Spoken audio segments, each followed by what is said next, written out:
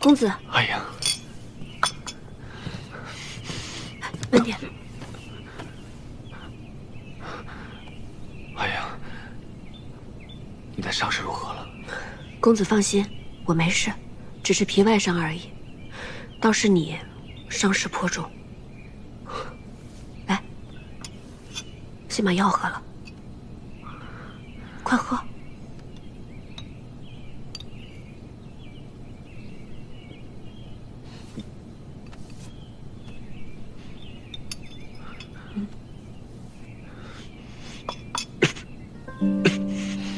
哎呀，我的伤没关系，我们速速会合大军，回到瀛州去，好不好？不行，公子的伤势我已经问过桃子，还有那些医师了，他们都说务必要好好休养一段时间。哎呀，便是养伤，也不能在此处养伤啊。你看，这是镇西军所在，李逆又扣留了你我怕他早有谋算。现在瀛州的情况十分危急，你知道的。镇西军自取洛阳，便已手握大半山河，他又对我们崔家军有隙，我怕他。镇西军不会如此行事的。你是觉得镇西军不会如此，还是觉得李逆不会如此？孙敬未除，镇西军又是秦王之师，无论如何，镇西军也不会对我们崔家军如此行事啊。孙敬已危入累卵了，东都已失，潼关已破，他的10万大军又在南征百余。李逆若剑指西长京，孙敬他除了固守别无他法，他现在唯有进军而已。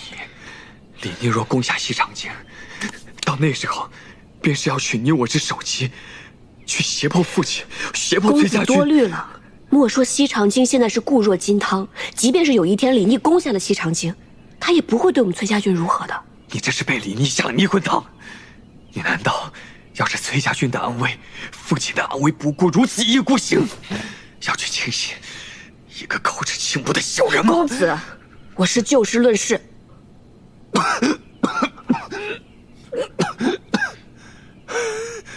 公子伤势未愈，还是静心休养为上。哎呀，哎呀，公子，公子。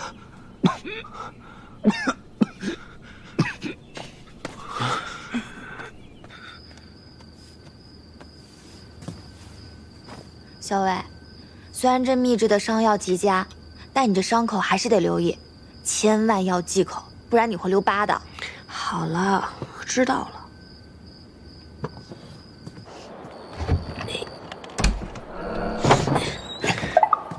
好端端的，为什么要翻窗户进来啊？哎，刚刚进来的时候撞见了桃子，她又不让我带外事，于是我只能翻窗了。你看我给你准备了什么？堂堂皇孙，我还以为是什么宝物呢，就是几张烙饼啊。其实呢，还有一碗肉想让你卷饼吃，不过我刚才在窗外听见桃子说你要忌口，不能吃荤腥，于是我就把肉吃了。你呢，就凑合凑合吃个饼吧。这饼有什么稀奇的，还值得皇孙巴巴拿来？稀奇嘛，倒也没有，只不过知道你食欲不佳，特地为你烙的。既然吃不了肉，那就蘸点蜂蜜吃吧。这可难得了，这是哪来的蜂蜜啊？下午啊，我在山边岩石下发现了一个蜂巢，于是我就跟老鲍去把它给摘了。这碗蜂蜜啊，够你吃好些天了。你养伤要吃药，吃药苦的话，你就就着蜂蜜一起喝吧。嗯。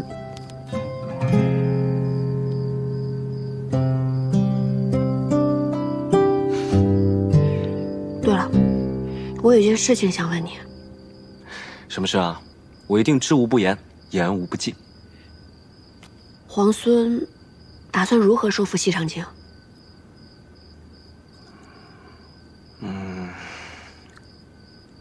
如果我告诉你，我一筹莫展，你信不信啊？我信啊，换作是我也会一筹莫展。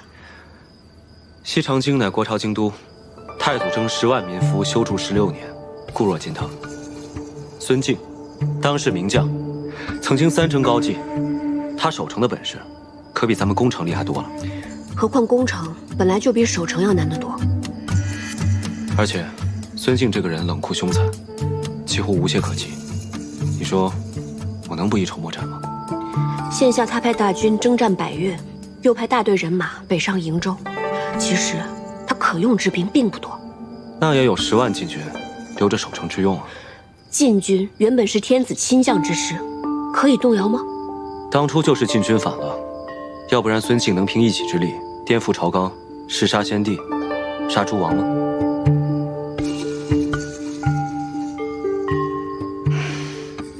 困而为之呢？困而为之，困而为之，此乃下下之计。眼下孙庆又在屯粮，以作围城之备。西长京这种城池，哪怕围上个1年半载，也不见得一定能够破城。彼时，孙庆肯定已经召回征百越的大军，来个前后夹击。到时候就算我们联手，也未必能胜此一举。如果我有一个计策可以破城，那皇孙愿不愿意答应我一件事呢？你愿意留下与我共破西长京？哼，你是想围魏救赵，以解瀛州之困是吧？如果能破西长京，或是逼得孙敬把围困在瀛州的兵马调回，那瀛州之围自解。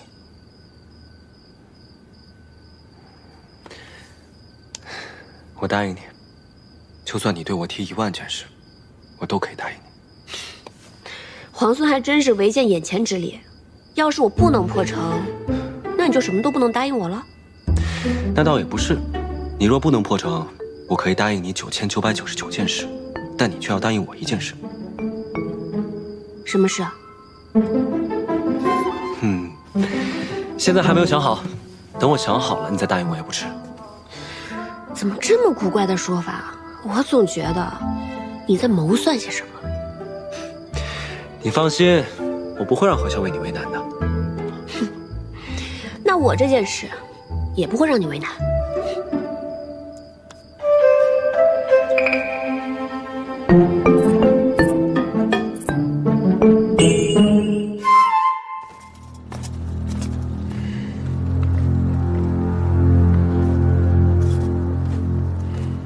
三郎，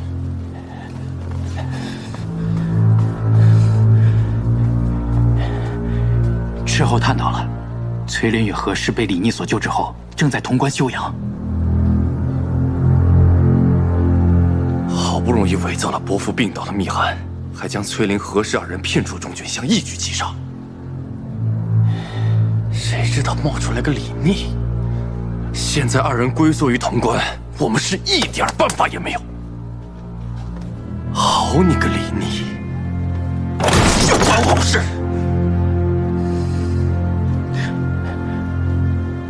三郎别急，崔林与何氏的兵马所剩无几，崔家大军也被阻在途中，他们必不可能一直留在潼关。只要我们耐心等待，总能寻得机会再下手。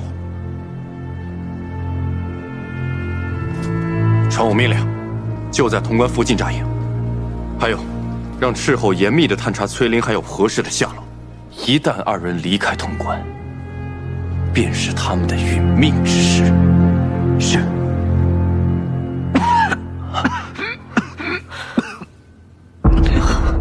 公子，公子，公子，你倒不如哪怕他把我杀了。你听我说，如果能和镇西军一起携手破城，那瀛州之围立时便解啊！镇西军不可轻心，况且西长京，一旦有人知晓你的身份，那是何等凶险的事！公子，孙敬他素为当世奸雄，但他孤傲自大，他绝想不到我和李逆敢独自潜入西长京的。那也不可，万一……如果西长京事起，那瀛州之围必解；如果这是一局真龙，那这一步棋才是棋眼。你什么都别说了，我不会让你去的。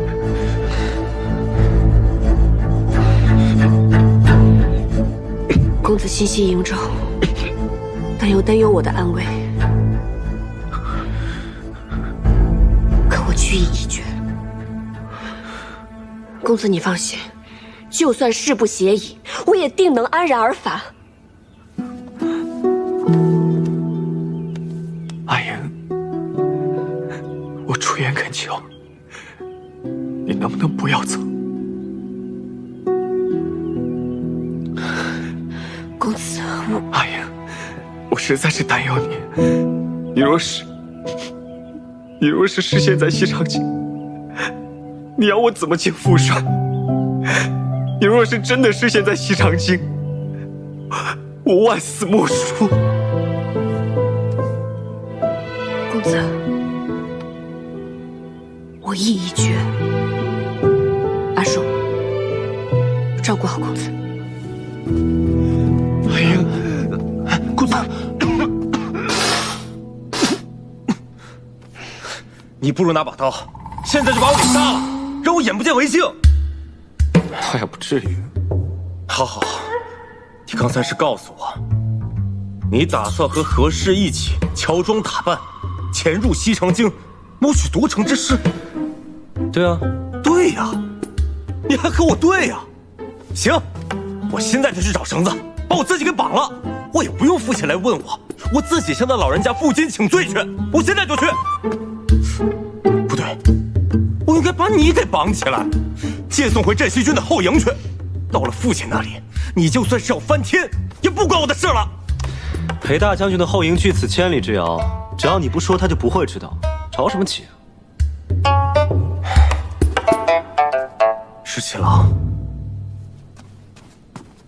你自己好好想想，你现在是镇西军的主帅，你和何氏两个人赤手空拳就要去闯西长京，要是被孙敬的人发现了呢，那就是狼入虎口，你有去无回的。谁说只有我跟他两个人？我还打算带上老鲍，还有长耳。谁说我们赤手空拳？我们必然会携带兵刃啊！你别给我讲这些，反正我不知训去。你若不放心，便同我们一起。我更不能去了。对，你不能去。潼关这里需要你守着，你就在这待着，等我好消息。哎，行。潜入西长京之后，你有何谋划？作何打算？没有谋划，见机行事。什么？骗你的！你放心，肯定有谋划。就算出了事，我也会找机会脱身。但是潼关这里需要你，在这儿守着，其他你放心。你知不知道，如果你失陷在西长京的话，我是根本没有办法救你的。到时候他们肯定会拿你威胁整个镇西军的。那是自然。你放心，万一我真的被孙敬抓到了，我都替你想好了。就说你早有不臣之心，若是杀了我，你裴某必称帝以谢之。我保证，孙敬一定会气死。孙敬没被你气死，我已经被你气死了。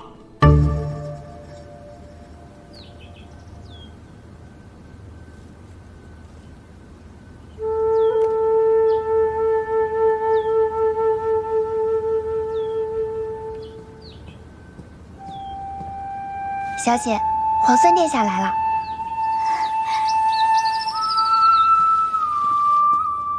见过皇孙。顾小姐客气了。秀翠，快倒茶。顾小姐，此番前来有一件事情想要拜托顾小姐。皇孙客气了，如有所命，无所不从。顾相身在京中，我想请顾小姐赐我一信物，我想遣人入京，与顾相商谈收复西长京里应外合之事。若无信物，恐怕难以取信顾相。皇孙既要遣人入京，想必是心腹之人。既然如此，也不需什么信物了。婉娘愿亲身前往。不可，去见顾相已是无奈之举，不能再让顾小姐涉险。皇孙匡扶天下，如今收复西长京，匹夫有责。婉娘虽为一介女流，也愿为天下大业略尽绵薄之力。家父忠于国朝，苦孙贼久矣。不论皇孙有何谋划，家父定会倾力相助。潜入西长京，一旦被识破，便会危险重重。皇孙想必会让谢大哥、鲍大哥诸人入京，他们都是久经沙场、机智勇猛之人。婉娘扮作家眷，料来无妨。便是万一出了纰漏，婉娘定会自裁，绝不连累众人。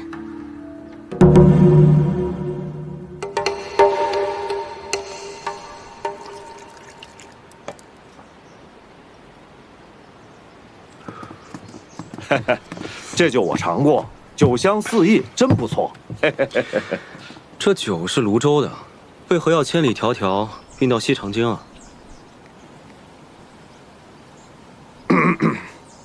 我家主任在京中有一酒肆，这2年生意不好，主任年纪大了，被命邵主任亲自押酒到京中来，顺便往酒肆盘账。我家邵夫人梁家园在京中，此番跟着到京中来，回娘家探望长辈。哎，石七郎，这此前计划的好好的，只有何校尉一人扮作女眷，现在突然多了一个顾小姐，那我该怎么说呀？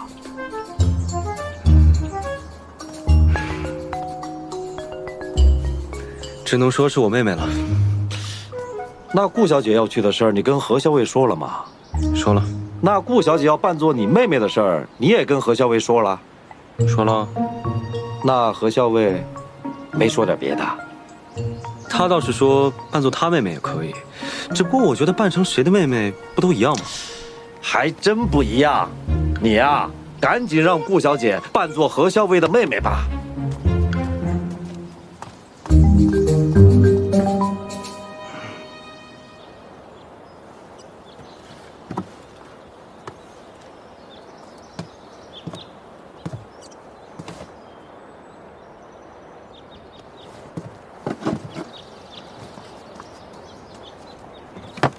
何校尉，你也去？是的，皇孙说顾小姐是主动请缨，令人敬佩啊。这是应为之事，何校尉过誉了。你我扮作姐妹，路上不用多虑，见机行事便可。准备出发了。皇孙也同我们一起坐车吗？不用了，我骑马，劳烦2位坐车了。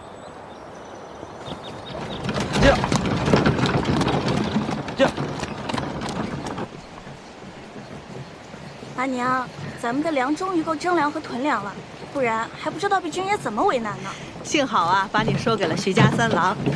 这城里一下令屯粮啊，徐娘子立刻派人捎信儿过来，说给咱们准备了粮食，还说呀，要不是徐三郎去途州犯部了，怕是要让三郎把粮食给咱们送进城呢。徐娘子啊，对你这么上心，将来定是位疼你的婆母。阿娘。哎呦，七娘，有军士过来了。徐娘子说，孙大都督派的人到处抢粮食，怎么办啊？这怎么征啊？往哪藏？拿娘的衣服。哎，哥几个，前面有人！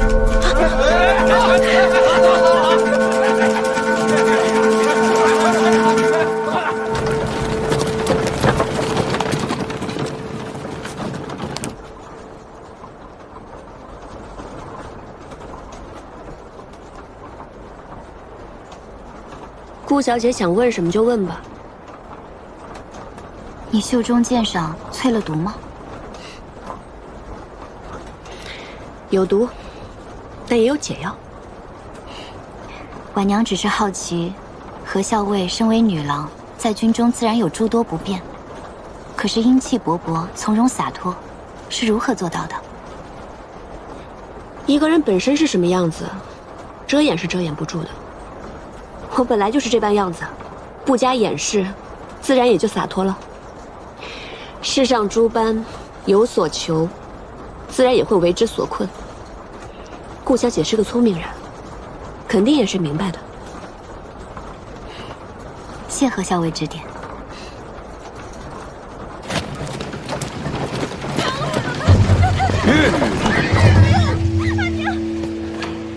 怎么了？前方李雪，有人在喊救命！求求你们了，阿娘！阿娘，你醒一醒！阿娘，臭娘们儿，为了几袋破粮食，你敢咬我？今天不把你剁成几块喂狼，难解我心头之恨！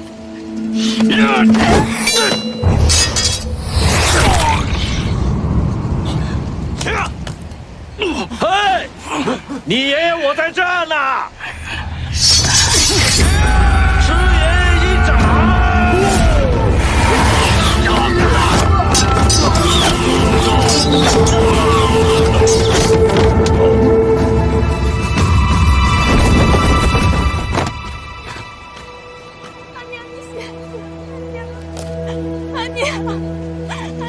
来是孙晋的手下，怪不得这么凶残，不是抢劫就是杀人。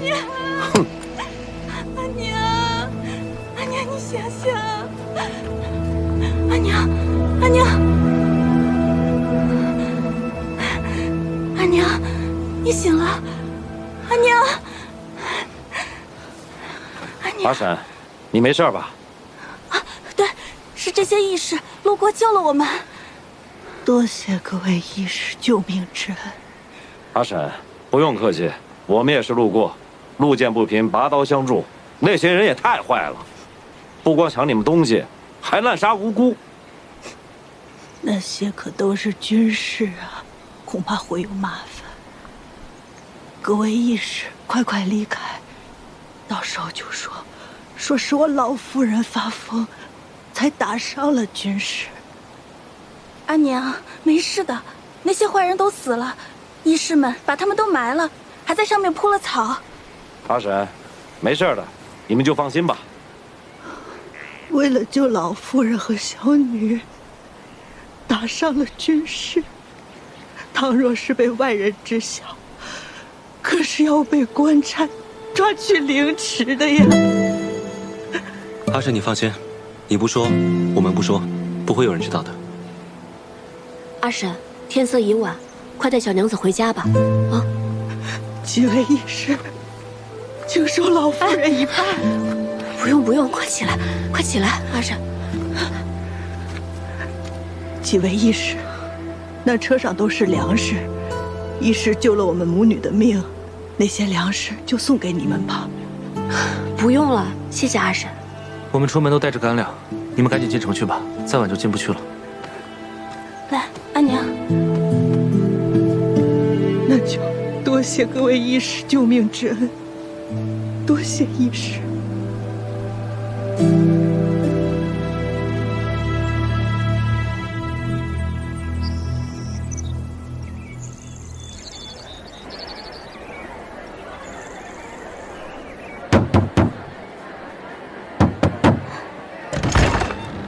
六小姐，你怎么回来了？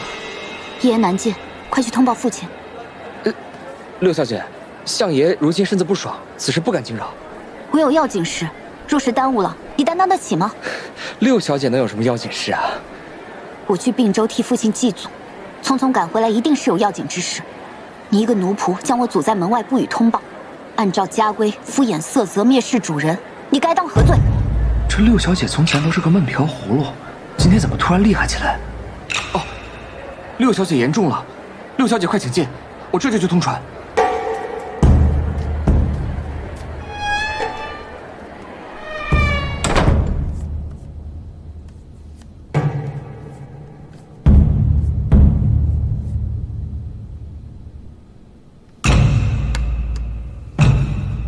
你是说，17皇孙遣了得力之人，希望能见我一面？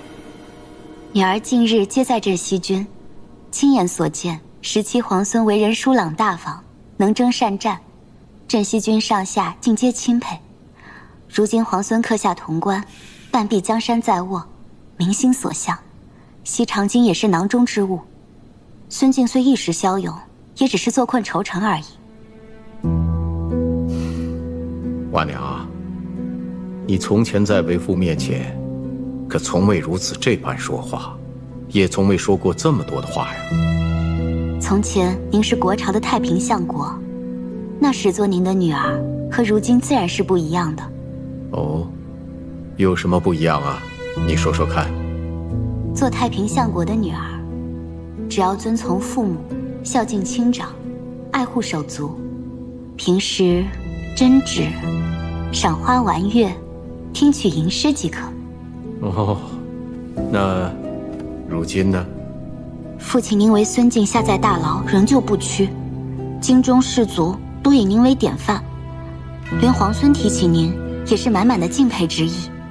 这时做您的女儿，要懂得识时局，懂天下大事，为父亲做到知无不言，言无不尽。如果父亲觉得我这一个小女儿还略可堪用，那婉娘便心满意足了。婉娘啊，从前为父倒是看错你了啊！父亲优于国事，对家事关注甚少，否则以父亲一双慧眼，又怎么谈得上看错呢？那你倒说说看，这17皇孙派人来见我，所谓何事啊？婉娘向父亲赔罪，方才婉娘诓骗了父亲。其实17皇孙不是遣人来了，而是他自己来了，想跟父亲面谈。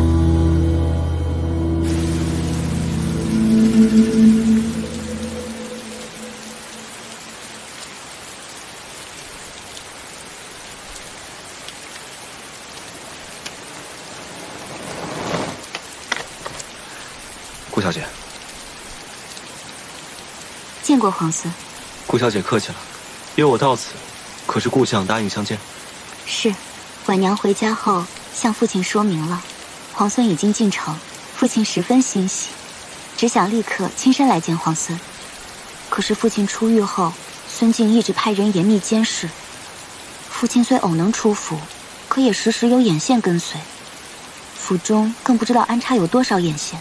婉娘今日假作出城进香，特意相邀皇孙，还请皇孙想想法子，怎么能让父亲摆脱眼线，与皇孙见上一见。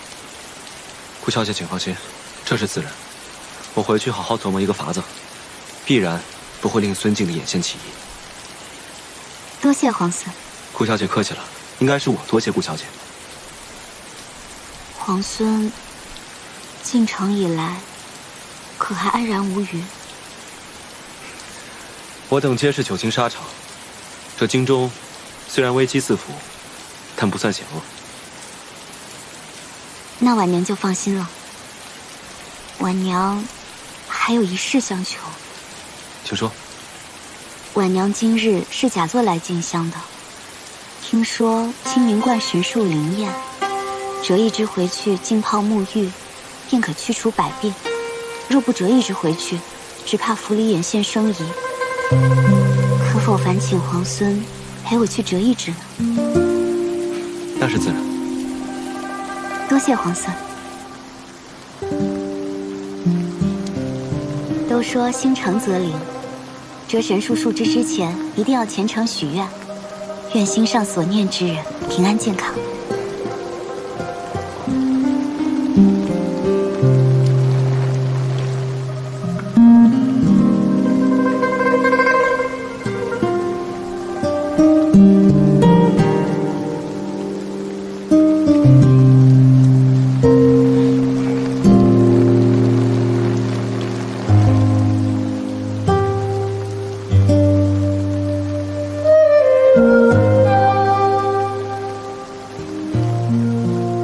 是这只吗？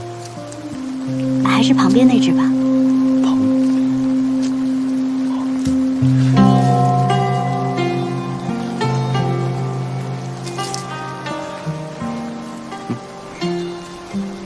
今日就多谢，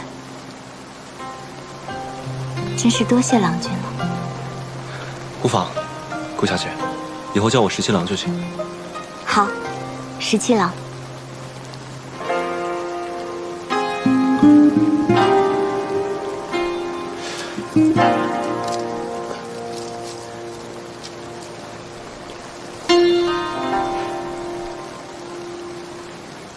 17郎，神树虽灵，但今日折了，今日就要泡水沐浴。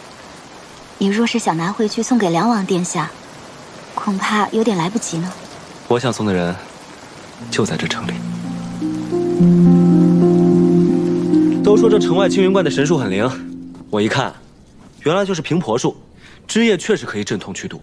啊，我已经吩咐了店家，给你准备了1大桶热水，待会儿用它浸泡沐浴，对你的剑伤有好处。你去城外了？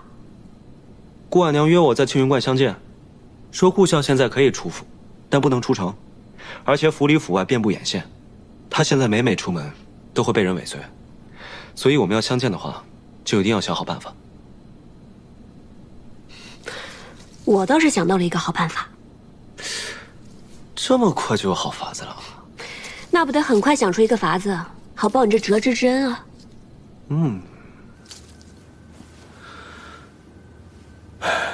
没想到李逆还真的救出了父王。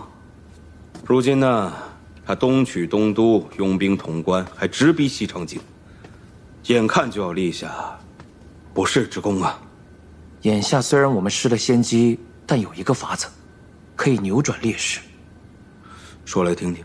大哥，父王作为先帝仅剩的血脉，又是王爵之尊，若是由父王继承大统的话，那是再名正言顺不过了。若是父王在东都登基称帝的话，国朝不是没有先例啊。谁拥立了父王，何时拥立了父王，那可远比什么攻占潼关、收复西长京重要的多呀！这是拥立之功。大哥，你是长子，父王一旦登基的话，你就是1等1的功臣，这东宫之位舍你其谁？再者，李逆手握重兵，屡屡立下了战功，但一旦父王登基了，他这战功就成了朝中大忌。二弟，你一番话，真令我茅塞顿开呀！只不过现在父王身在潼关，那个李逆又满腹诡计。那如果李逆不让父王移驾到洛阳，那又如何是好啊？此事还要劳烦兄长亲自前往潼关迎请父王。父王最是爱重大哥了，大哥若是亲自前去的话，父王定然欣然应允。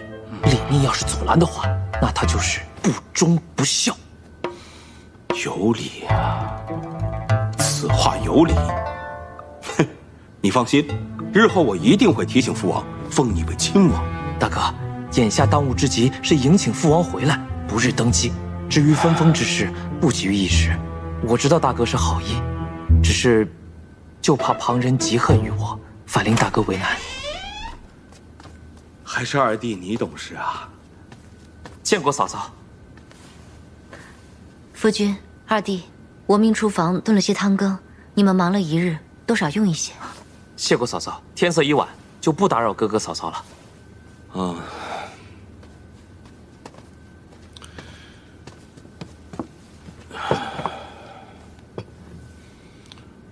用一些吧。啊。今晚二弟和你聊了许久，是不是出什么事了？没有什么，你不必多虑了。要是三弟在此处就好了，你们兄弟三人能够彼此扶持，有事啊也可以有商有量的。你这三弟长三弟短的，你把他当亲弟弟，他可未必是这么想的。其实三弟的心里一直很敬重你的，这否则也不可能让出洛阳。他那是心甘情愿让出洛阳吗？他是为了抢潼关攻西长京而已。你看他表面上一副谦恭的样子，实则呢是在处处抢占战功。你就是刚嫁过来的时候帮衬照顾了他几日而已，千万别受蒙蔽呀。好了好了，你先回去吧，我还有事情要做。回去吧。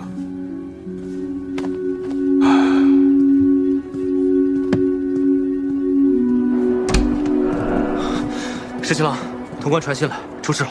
怎么了？林子王他亲自带了车驾，从潼关接走了梁王殿下。小裴将军也没有办法，只好派人送了信来。我这位兄长，真是时时刻刻都想要表现出他那份小心。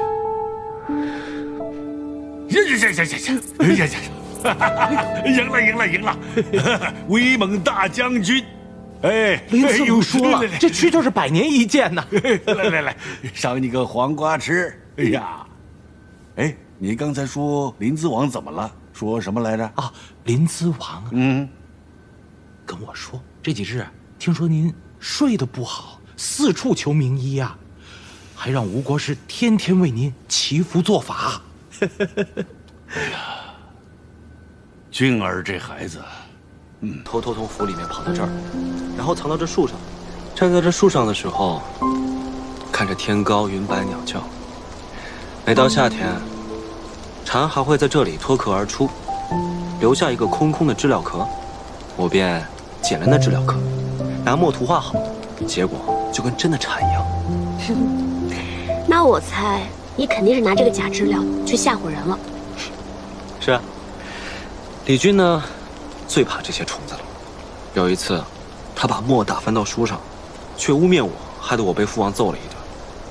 我气不过，我就把那个空的蝉壳放到他的书桌上，结果呢，把他吓得嗷嗷大叫。好了，这下他又去告状了，我又被父王揍了一顿。在我们瀛州也有一片小小的山坡，在树林后面。春天的时候，山坡上开满了野花。小时候，我经常牵着马躺在山坡上，看着天上的云慢慢地飘过。要是小时候能认识你就好了。那可不一定，也许小时候你还会觉得我讨厌呢。刚认识我的时候，你还不是恨我恨得牙痒痒。那时候你多坏啊，一脚把我踹到井里，害得我泡了很久的凉水。那你还把我踹到河里了呢。那我要不要现在给你打2下出出气啊？你把脸凑过来。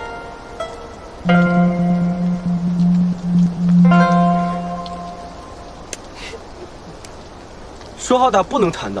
为什么只能打不能弹？我不管，你弹了我就要弹回来。哎，你看。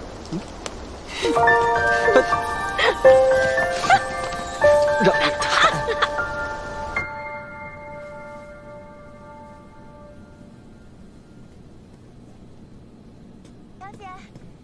小姐，翠翠，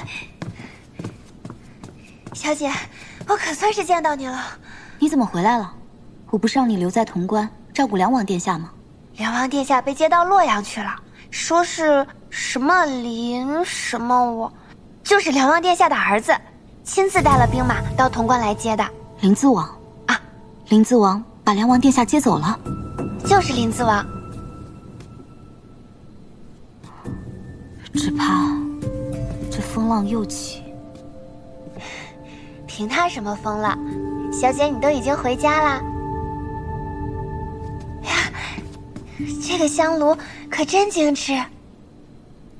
那是父亲派人送来的。老爷对小姐这么好，那府中就再没人敢轻视小姐了。对于父亲而言，一个有用的女儿才是好女儿。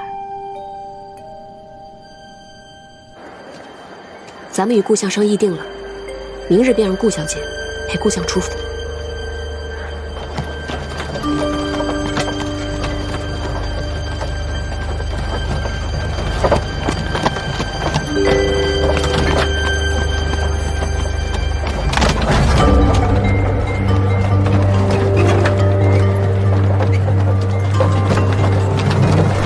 让顾相只装作去绸缎庄量体裁衣。本店有各种绫罗绸缎供您挑选，里边请。柱子，哎，招呼客人。我来帮你量尺寸。父亲不喜外人触碰，还是我来替父亲量体吧。好，两位，良医请来这边。顾相进了内厢，屏风之后遮蔽众人视线，开始量体。我崔家军在京中有一旧时屈四郎，最善口技，让他扮作顾相和顾婉娘之声。这殿中可有什么直中花样的料子？你看看，也替你母亲挑上1、2样。父亲，我觉得这样就还不错，但这宝相花纹似乎太老气了些。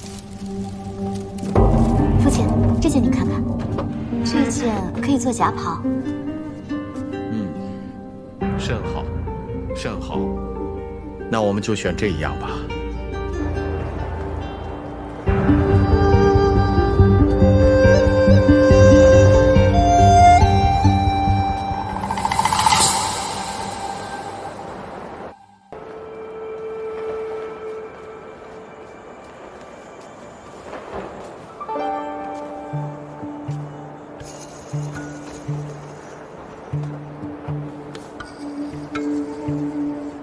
顾相高义，风骨铮铮，李时期十分倾慕。今日得见，幸甚。十七郎客气了，早就听闻军中传说，说十七郎少年俊彦，今日一见，果然是名不虚传。不知十七郎冒险入京，所为何事？孙敬颠覆社稷，作乱朝纲，天下苦孙贼久矣。今日请见顾相，就是希望顾相能够联络京中忠于国朝的旧臣士族，与我镇西军里应外合，收复西长京。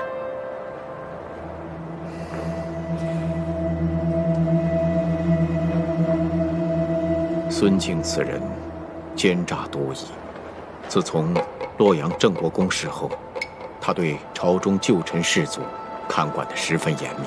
实不相瞒，若不是今日十七郎巧计安排，我也很难与十七郎相见呢。父亲，您再试试这件。客官，看料子呀。花纹更适合你。客官，您看我们这款料子。客官，您是自己用，还是给府上的亲眷买呀？客官，哦，我去看看。哎，客官，您可以看我们这款布，今年卖的也很不错的呀。客官，我去看看。攻城乃是军事，只要城中旧臣士族心向国朝，暗中相助即可。届时大军入城缓慢，若城中无人接应，只怕大军入城后反倒大乱。所以要紧街坊各处思局，还要倚仗城中士卒，否则民生要害皆尽毁，必失民心。此事自然是可以暗中策应的。城中的仓廪、油坊、水井、渠闸等诸多要害之处，皆在街坊之内。士族大家各自有私兵护卫，到了那时，必定会先行守护周全。多谢故乡。如此看来，十七郎已然成竹在胸，有了破城之计。略有谋划。这种事情十分机密，多一个人知道便多一份风险。十七郎也不必与我说，到时候我自会照着十七郎的安排，完成十七郎所托付之事便好。您要是不买料子呀，您别妨碍其他的贵客，您说是吧？啊？收口。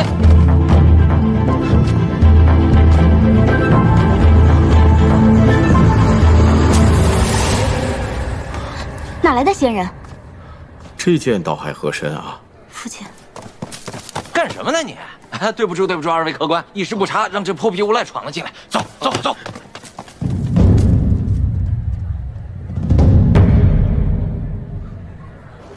客官，您尝尝我们这茶。今日能与故乡相见，也算是有惊无险。我家茶呀，还得多谢你那个继子。能得十七郎一个谢字，也算我不虚此行。清凉爽口的杨梅茶嘞，公子小姐来一壶。还记得我们那日在茅屋下与夏饮茶做饭吗？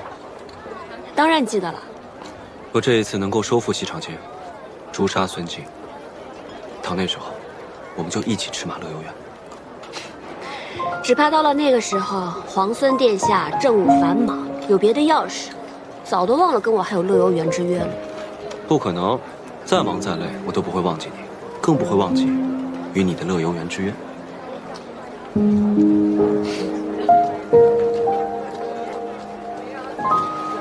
天子登基了，圣天子登基了，天子登基了，圣天子登基了。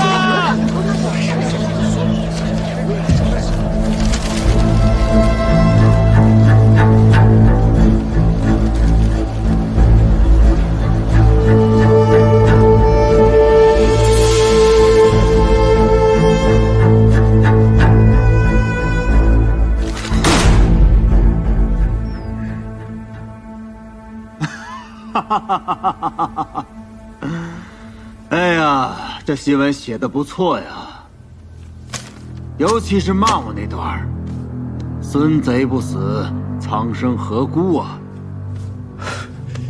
大都督恕罪。恕什么罪呀？我看好得很呐。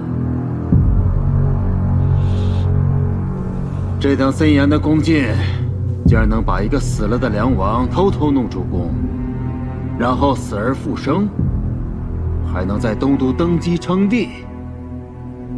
这等通天的本事，这鬼神不知的手段，我不知道今晚睡着了以后，明日会不会丢了首级。大都督恕罪，大都督恕罪。哼！那些可疑的人，不需要讯问，统统都杀了。还有那些冥顽不灵的前朝旧臣，也派兵把他们接到宫里来，免得他们蠢蠢欲动。是，大都督，要不要逼九城，禁止百姓出入，好好搜一搜？既然派人到西长京散发檄文揭帖，自然是想扰乱民心，何必要重他们奸计呢？李逆大军逼近，一旦逼城，百姓就嫌乱了，于战事不利。大都督所虑甚是。不过，进出城门的人要严加盘查，城中也要细密搜索，务必要抓到那些散发檄文揭帖的奸细，砍了他们的人头，送到洛阳去，好好吓一吓那个梁王。哼，梁王这个老头胆小，若是真被我吓死了，那可就成了天大的笑话了。是。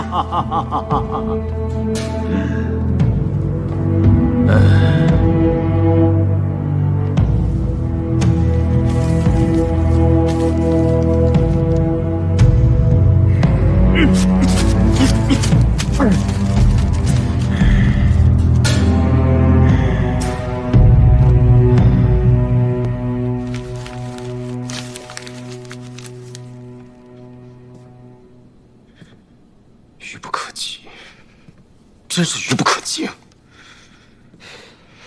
此时临淄王和会稽王拥立梁王登基，确实不是时候。我本以为他们好心迎回父王，是想给他压压惊，无非是邀功之举，但我没想到，他们竟在此时拥立父王在洛阳登基，还昭告天下，真是愚蠢。石七郎，情况不妙，孙敬的兵马正在到处搜捕散发檄文揭帖的人。还有，我刚刚回来的时候，听见里长派人跟店铺掌柜说，所有住店的客人都要仔细查验看河，就算有店铺作保也不行。看来这个地方咱们住不了多久了。虽然我们伪造的看河跟真的没有分别，但是西长京的街坊管得甚严，只要用心核查，还是能看出来咱们的看河有异。大事不妙，我打探到消息，晋军的兵把顾府给围了，我也不敢跟得太紧。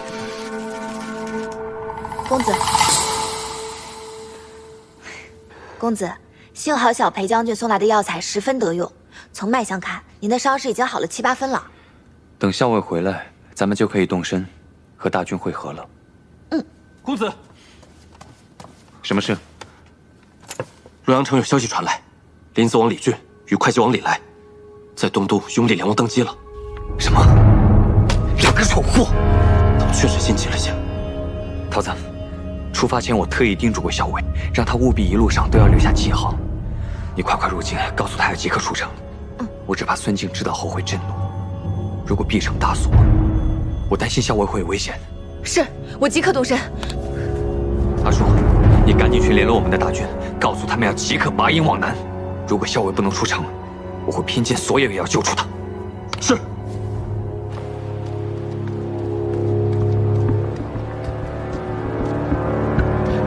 放开我！凭什么抓我？放开！放开我！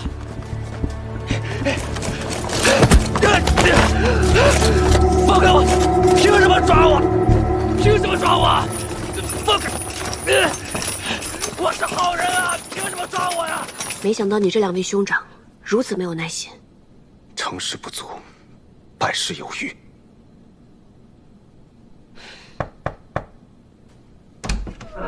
石七郎，顾小姐来了，请坐。深夜乔装冒险到此，出了何事？竟有时宫里突然来人，说大都督传谕要我父亲进宫去。父亲虽然不情愿，可是又怕连累家人，只好被押了进去。到了夜里，我就乔装成下人，偷偷溜出来，给你们报信。顾小姐辛苦了，不知顾相现在寒危如何？我也不知，但想当初孙敬没有杀我父亲，想必现在也不会立刻动手。是，顾相声望极高，孙敬不会轻易杀他。顾小姐，你也别太担心。你们快走吧，我在来的路上看到好多兵马搜捕，若是发现了皇孙，那就糟糕了。我们顾家有庄田，皇孙若是需要的话，可以先去避一避。放心吧，我们自有安排。倒是顾小姐，今日不要再冒险出来了。耳朵，送顾小姐回去。是，顾小姐，请。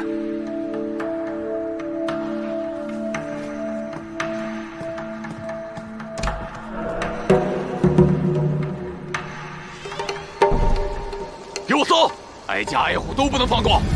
帮你拿着，我看看。还有你，知道？你，拿着，都是你的。怎么样？一枚的。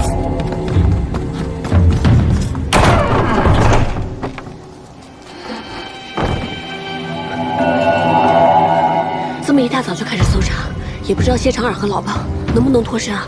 肯定可以。再说了，他们还要桃子结营，等一会儿就过来跟我们会合。我要见识见识这姑娘身上有什么可疑之物。小娘子，官人，竟敢脱你爷爷的衣服！看我这大胡子，不扎死你！大家互都不能放过。是。进来看看。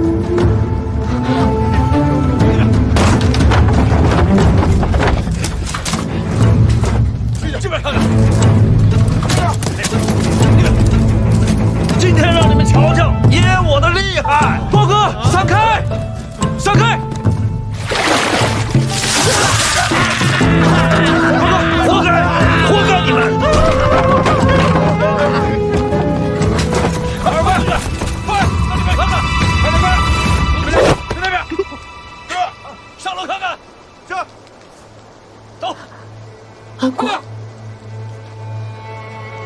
原来是安国。阿光，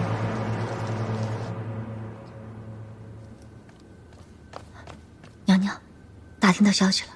自梁王登基之后，大都督震怒，不仅在京中加紧盘查，还招来了好些旧臣，不允许他们出宫，怕跟梁王有所勾结。派去给韩将军送信的人回来了吗？传讯回来，说暂时还没有韩将军的消息。不过见到韩将军身边亲卫的尸首，想必韩将军已经携太孙暂时逃脱了。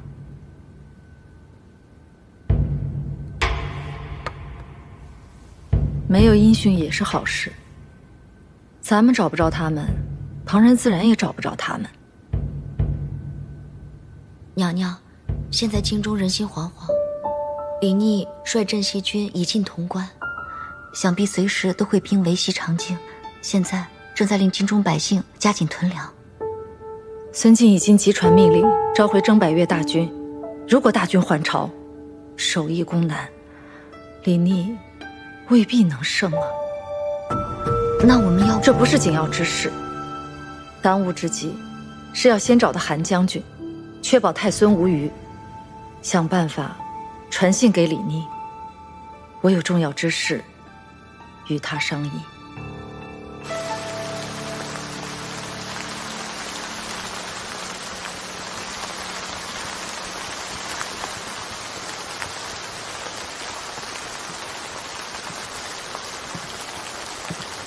今日若不是韩将军舍身救我，我又死了一回。殿下不必如此，这是臣之本分。孙敬的暗卫铁骑追杀得这么紧，可能是秦王兵马大胜，孙贼最后的垂死挣扎，丧心病狂而已。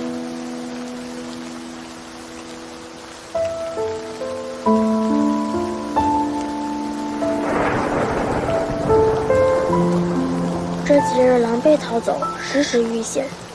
不知道17哥自光复东都之后，有没有兵临西长京？等咱们摆脱了后面那支追杀的铁骑，就能知道外边的消息了。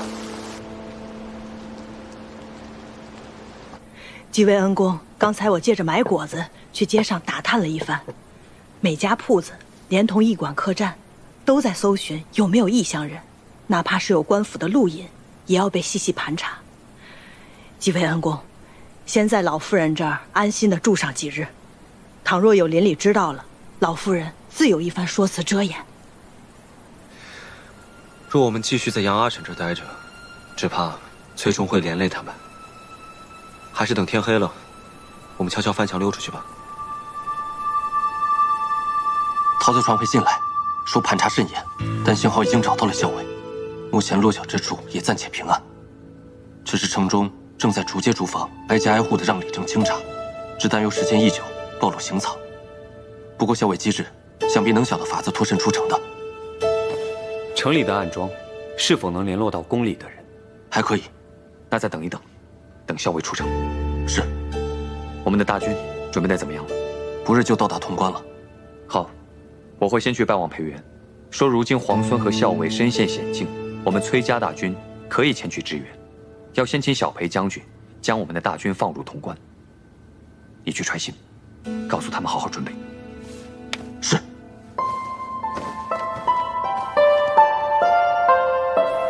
我想到了一个法子，即使我们入了刑藏，也不会连累杨阿婶。什么法子？杨阿婶的女儿杨七娘跟一个叫徐三郎的人定了亲，但是我问过杨七娘，左邻右舍都没有见过这个徐三郎。七娘，你们那日从城外回来，是去乡下亲友家了吗？如果到时候我们有机会脱身的话，恐怕你们还是要再去亲友家避一避才行，免得左邻右舍会起疑。那日去的，倒也不是外出，是我未婚夫婿的家，他叫徐三郎，与我定了亲。不过不巧，他出门贩布去了，不然那日也不能让我和安娘出城去取粮食，遇着凶险。原来如此，杨七娘告诉我，她阿娘早就已经给她准备好了嫁衣嫁妆，就等着徐三郎来迎娶。我跟杨七娘年纪相仿，身段也差不多，等到时候你扮成徐三郎上门迎亲，我就穿上喜服盖上喜帕，到那时大家只会认为我是杨七娘。花轿一坐，吹吹打打的往城外走，又有李正的嫁娶文书做担保，城门处也不会为难的。不行，若这么做，不仅让杨阿婶冒险，还会耽误杨小姐的终身大事。恩公救了老夫人和小女的性命，何出此言呢？此计甚妙，不过是顶着小女的名头送嫁，又何谈冒险呢？等三郎回来了，我悄悄地把小女送过去，与他拜堂即可。滴水之恩当涌泉相报。更何况，恩公曾救过我们性命，只有恩公脱险，老夫人心中才得安宁嘛。多谢阿婶相助。十七郎，咱们快出城才是上策。如此，多谢杨阿婶。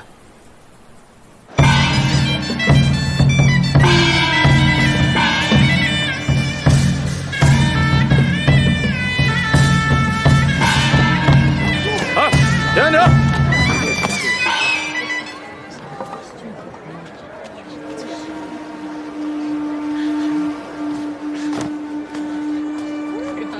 这位君爷，今日娶妻，这是李正出的婚嫁文书。城外徐家庄的徐三郎，要娶杨家七娘。是，今日娶杨七娘。这是东街贺家的喜饼，给君爷垫垫机。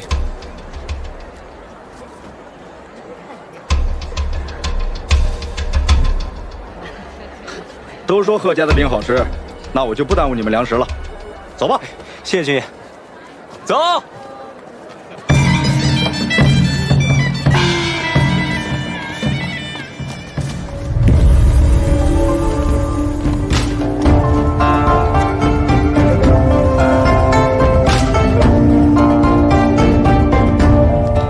皇孙这次虽然拿了人家的衣裳，却把刚才那身喜服放在了人家院子里。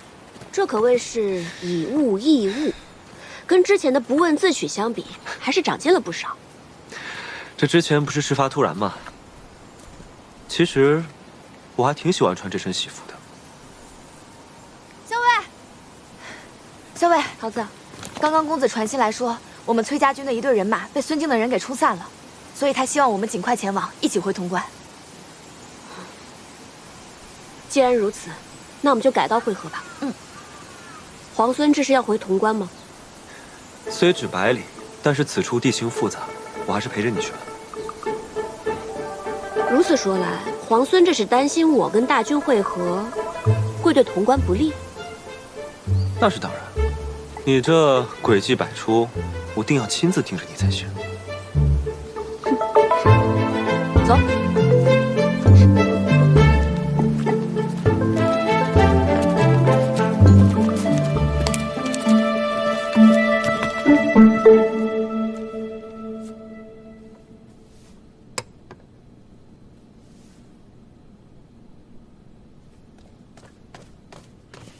公子，陶子传回讯来，校尉已经出城了。李逆呢？眼下还与校尉在一起，大约不日就能回到潼关。我们的大军安顿的如何？一入潼关，安顿好了。你来看看我写的字。欲西城，而必后患。这几个字神气完足，笔意丰满。看来公子已经痊愈了。伤势自然是痊愈。既然如此，就应该拿过去的错误作为教训，以绝后患。哈哈哈哈哈哈！哎呀，崔林派人传书来说，可以和我里应外合，收复潼关，以此来换取我退兵瀛州。崔林乃是崔乙的独子，崔乙自出瀛州，明显志向远大，意在天下。如今崔林出师不利，在潼关养伤，传这书信来，倒是有几分情理。当年所谓国朝三杰，与我并称的除了裴宪，就只有崔乙了。崔乙那老儿自从死了老婆之后，成天像发了疯一样打仗。如今眼下这局面，他自然也不会放过这个机会。但是，就算他意在天下，也要看他有没有这个本事。崔家瀛州被围，他的这个儿子崔林不就坐不住了吗？哼！大都督，这崔林虽然言之凿凿，但他明明与镇西军颇多来往，大都督还需防着，此中有诈。这小子想在我面前玩什么花样，还嫩着呢。给崔林回个信儿，告诉他，派人跟他里应外合可以，但是必须等到潼关落到我手中之后，我才会撤回派往扬州的大军。是。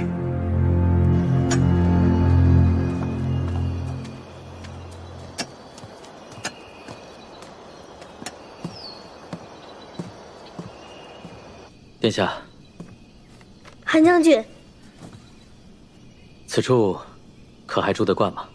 华阳镇甚是清静，只是这里距离西长江不远，咱们住在这里真不会有危险吗？恐怕没有人能想到，我们会选择距离西长京这么近的镇子落脚。所谓灯下黑，不过如此。何况孙敬近日为镇西军所困，正是焦头烂额之际，咱们且可安心住一段时日。韩将军，殿下有话直说吧。梁王叔登基之后，孙敬还会一力追杀我们吗？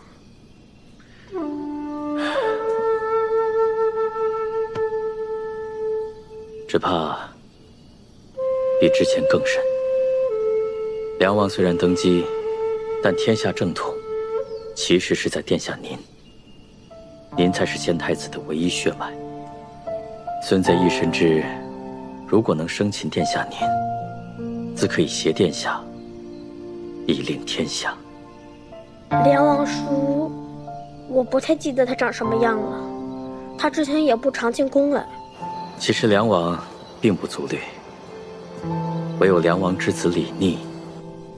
如今梁王登基，只怕时机可会吗？殿下可别轻信了人心呐。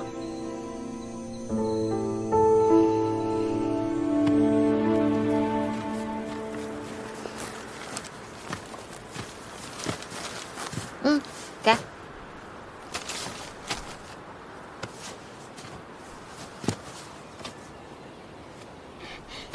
这哪来的果仁啊？肖伟给取了个别称，叫干果。干果。哦，听说这个可不好买了，我尝了尝，的确好吃。肖伟知道我喜欢，就多给我拿了些。多谢这个桃子妹妹啊，我可是托了这个，够了，托耳朵的福啊，才能吃到这么香脆可口的干果。这干果还真有些好吃呢。什么叫托我的福？桃子不是对咱们每个人都很好吗？你没发现吗？人家桃子妹妹对你特别的好。不是，桃子她人就很好。不是她怎么走了？我说你是不是傻呀？还不快去追啊？为什么呀？你再不去追啊，桃子妹妹就给你下毒了！快，走！桃子，这一次没能想出法子破城，反倒打草惊蛇。看来我们要再做打算，看将来如何收复西长京。等将来收复了西长京，你有什么打算？到那个时候啊，肯定也就不打仗了，我就迎太孙回朝，劝说我父亲立太孙为储君，然后我再回劳兰关。你呢？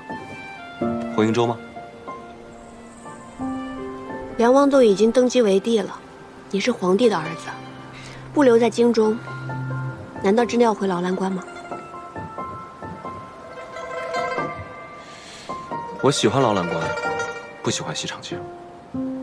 不然，我当初就不会找个由头犯错，让先帝贬我去劳兰关了。那当时你是梁王的儿子，10几个皇孙当中最不起眼的一个，自然会来去自如了。现在也没什么不同啊，父亲喜欢我的兄长们，就让他们陪着父亲吧。你呢？你还没有回答我的问题，你会回瀛州吗？怎么？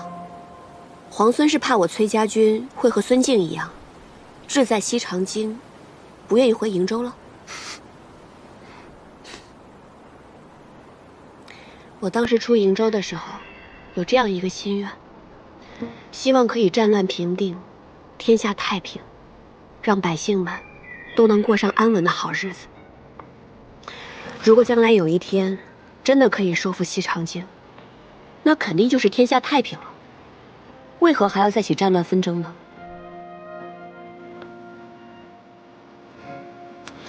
是，在下小人之心，希望校尉大人有大量，不要见怪。哼。在天下太平后，你最想做什么？我呀，我还没有想好。天下之大，如此辽阔。劳兰关我没有去过，还有很多地方我都没有见过，所以我想都去见识一番。你想游历天下，那你会来劳兰关吗？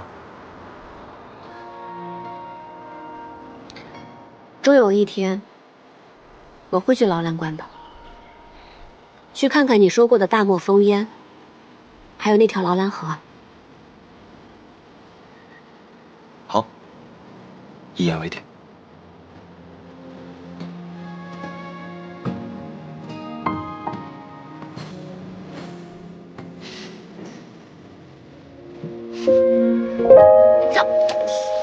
谁对？桃子姑娘，你别管啊！你到底怎么了？你说我怎么了？我又惹你生气了，但是我不知道为什么惹你生气了。不知道你就想想喽。是不是因为我说错什么话了？对不起啊，我这个人就是不太会说话。那你说说看，你说错什么了？我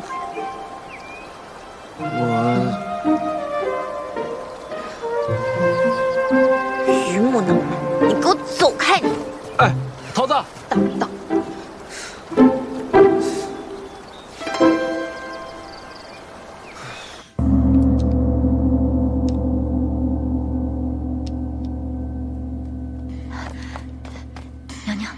将军那边来消息了，说是太孙暂时安定下来了。太好了，真是神佛庇佑啊！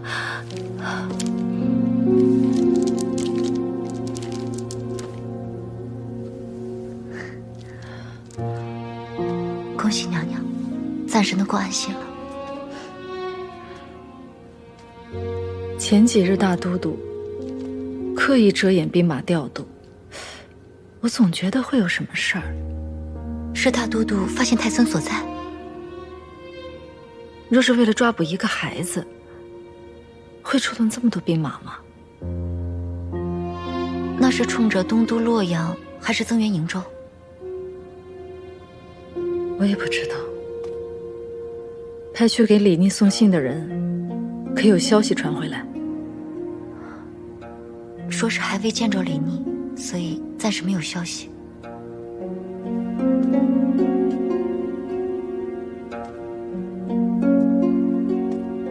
指望大都督不是冲着潼关去的。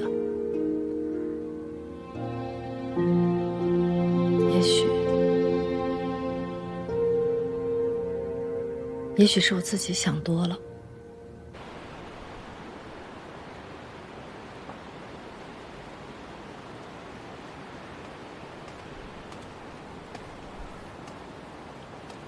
在想什么？我想起了第一次出征，从福远门出西长京。那个时候，我还是一个名不见经传的归德司阁。过了几年，军功累积，才升了怀化中侯。跟着上司进京续职，只觉得京中繁华，跟沙场的风沙相比，简直是恍若隔世。怎么突然想起说这些？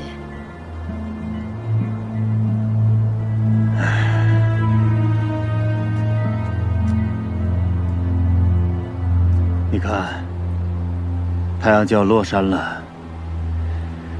太阳照在宫殿的琉璃瓦上，跟照在西北的黄沙上，都是血一样的红。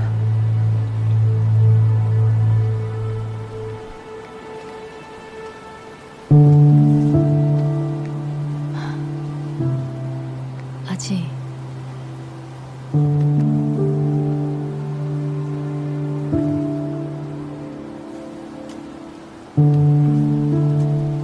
没事儿，我只是突然想起了往事。那一日，在一罗卢城外，我率领10万大军，在残阳如血中，等待着冲锋的号角。虽然有千军万马，但是四野茫茫，别像今日这般寂静。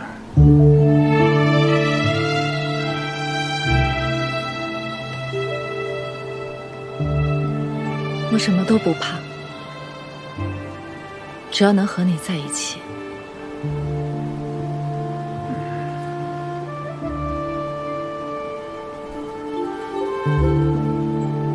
林逆那小子，以为占据了潼关，就可以逼迫西长京了吗？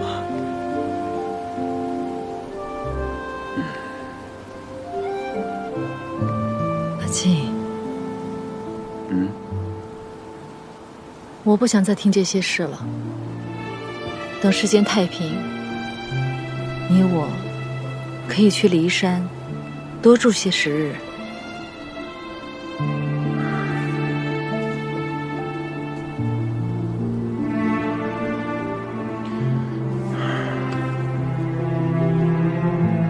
好，一定去。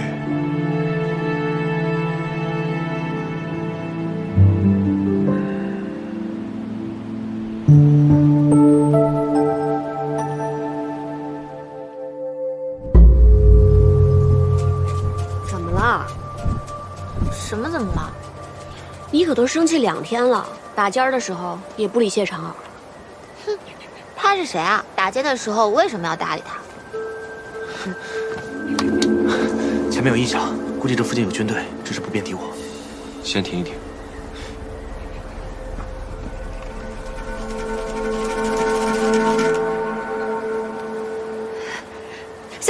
我们被冲散的那队兵马就在前方了。嗯。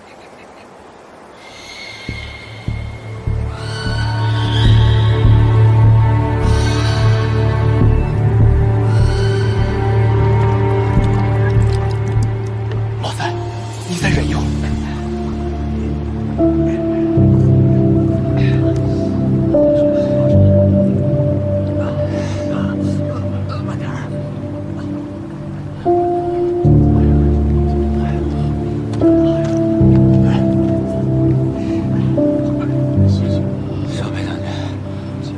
孙景的兵马就突然冲出来了，怎么崔家军就里应外合袭击咱们呀？潼关呀，咱们辛辛苦苦打下来的潼关，小裴将军，咱们这西军死了那么多兄弟啊，小裴将军。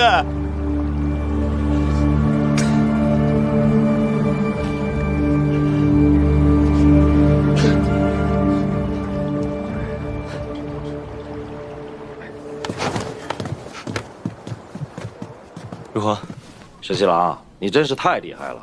刚才入营时啊，你就发现不对，让我喂马的时候留神一下。我细看了，发现他们的粮草辎重没什么折损。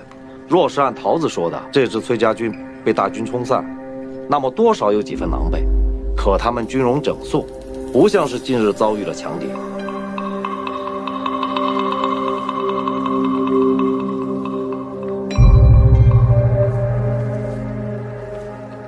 桃子，是公子给你传书，说这队人马被大军冲散，所以叫我们来会合。是啊，咱们刚一来，你就给我打了热水，让我洗漱。可现在不是炊事，为什么会生着火呢？什么意思啊，校尉？我总觉得不对。若是被大军冲散的，自然会处处警醒。怎么会不在炊事？还生着火呢。可这里确实是我们崔家军的营帐啊！刚刚咱们也见了领队将领，他也说是被大军冲散的。校尉，你到底是觉得哪里不对劲？刚才我入营的时候，发现他们的马蹄铁磨损严重，士兵靴上也满是污泥，像是一路急行军到此。若被冲散，八成还是要等一等本营大部，又或是派一队过来探访，不至于急行军。所以我才让你借着喂马去探一探。石七郎，那我们现在怎么办？阿莹，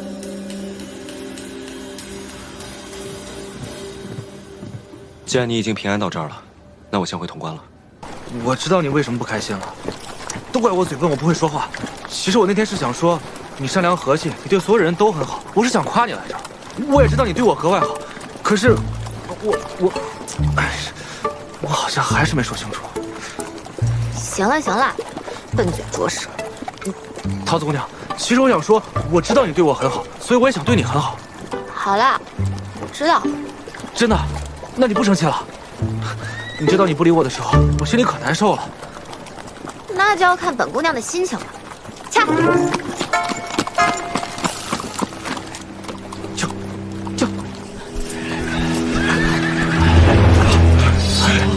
来了，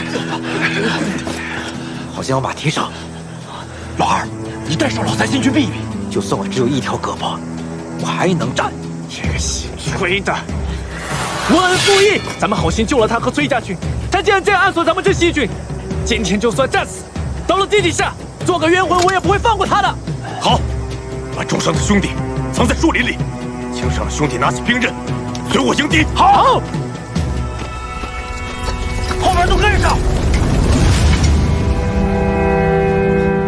怎么样？前方有队人马突然停了，但他们人数不多，不知是敌是友。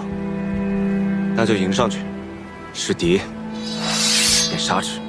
好嘞。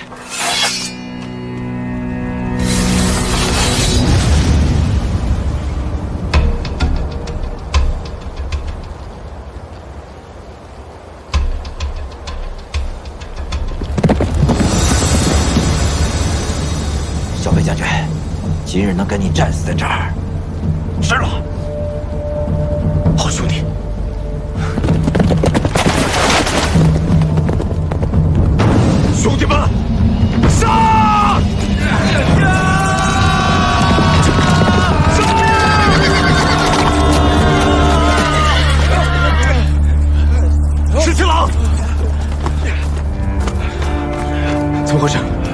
们不是在潼关吗？怎么受了这么重的伤？石七郎，你怎么才来？我们死了这么多兄弟！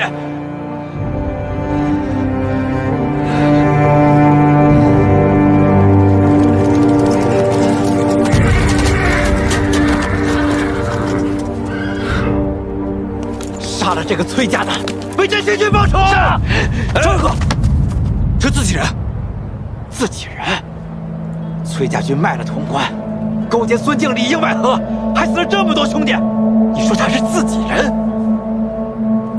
石七郎，你不能再被他诓骗了。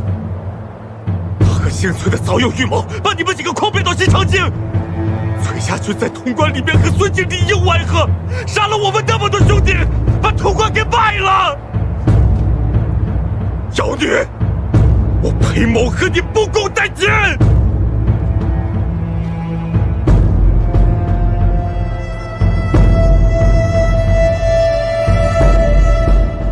阿莹，何校尉，这都是你们谋划的，所以你非要陪我去西长京，说什么可以解瀛州之围？不是。回潼关途中，你说你们崔家军有一支军队被冲散了，需要会合。你明知道我不放心，一定会护送你去会合，但其实这就是调虎离山，为的就是拖延我，不让我回潼关。我说我全然不知情，你是不是不肯信？石七郎，你不能再信他了。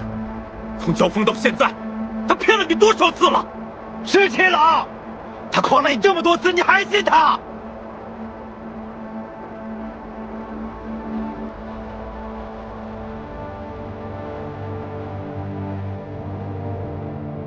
你不知情，你不知情。我镇西军死了这么多的兄弟，难道不是你们崔家军和孙敬所为吗？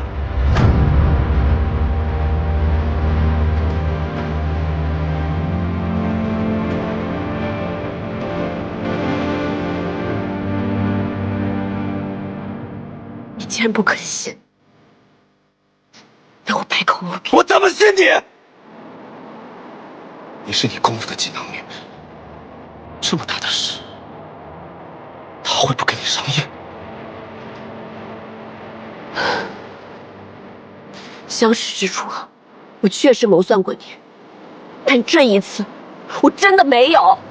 潼关之外，我们救过你和崔家军，你怎么能如此对我们镇西军？